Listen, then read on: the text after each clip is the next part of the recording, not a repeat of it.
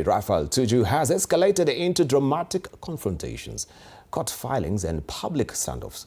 This is even as Eureka Limited now says it is the lawful owner of the multi-billion shillings dairy business park and Tamarind Current complex.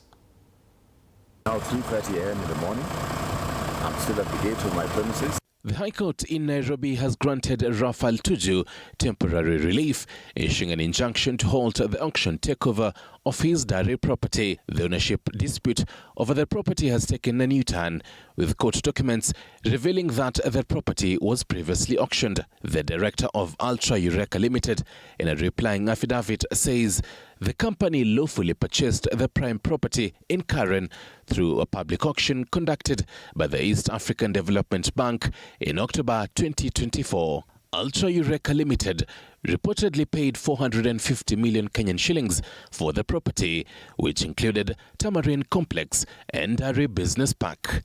The company received all completion documents to formalize the transfer and even charged the property to Kenya Commercial Bank, making it the registered and lawful owner.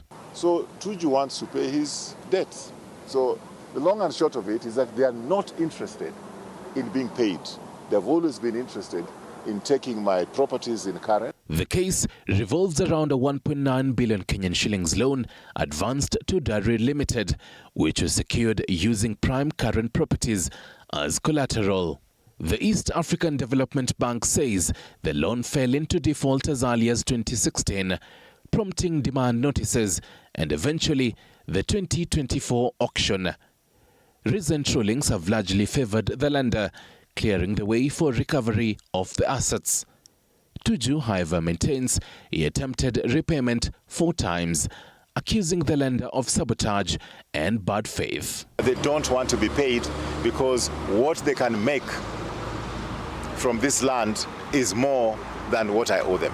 Meanwhile, the High Court has rejected temporary orders requested by Dairy Limited and Tuju to prevent police from taking possession of the disputed properties. Justice Moses Ado directed that respondents who have not yet filed their responses must do so within 3 days, after which the applicants may submit a supplementary affidavit. In the meantime, the court issued a preservation order to safeguard the contested properties from any sale, transfer, lease or disposal until further notice. We even reached a settlement that let me pay them 12. They did not disburse all the loan, but I told them, including interest, let me pay 12.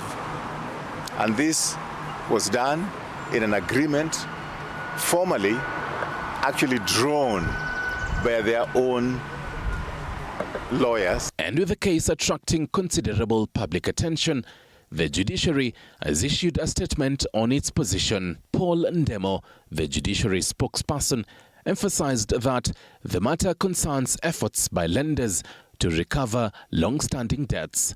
He urged restraint and respect for the appellate process, noting that the case is protracted litigation across multiple jurisdictions, including the High Court of Justice in England and Wales, which ordered repayment of over $15 million. With appeals still pending, the current property battle is far from over. Now, attention.